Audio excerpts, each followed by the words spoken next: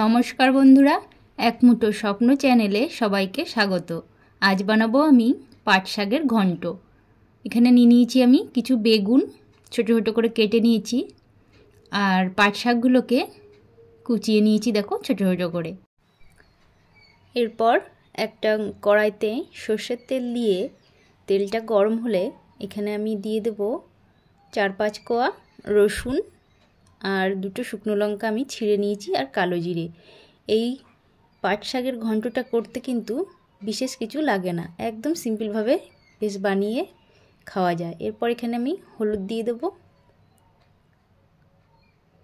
আর তারপর এখানে বেগুনগুলোকে দিয়ে দেব। বেগুনটা দিয়ে একটু নেড়ে চেড়ে নেব।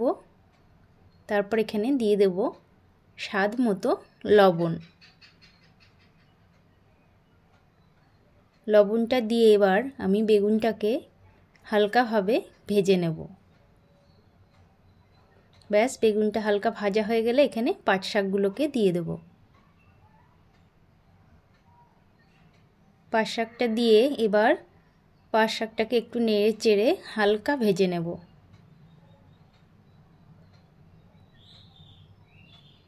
ব্যাস, একটু হালকা ভাজা হয়ে গেলে তারপর এখানে আধা কাপের মতো জল দিয়ে দেব। জলটা দিয়ে তারপর একটু ফুটিয়ে নেব। আর যেহেতু বেগুন আর শাক একটু আধা ভাজা হয়েই গেছে, তাই এরপর কিন্তু আর বেশি জাল দেওয়া লাগবে না। এবার নামানোর আগে সামান্য একটু চিনি দিয়ে আবারও একটু ভালো করে নেড়ে চেড়ে নেব।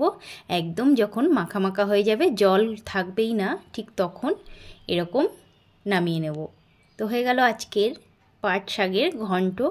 আর এটা কিন্তু খেতে ভীষণ ভালো লাগে, গরম গরম ভাতে তো এটা খেতে আরও ভীষণ ভালো লাগে। তো সবাই ভালো থাকবে, সুস্থ থাকবে, টাটা।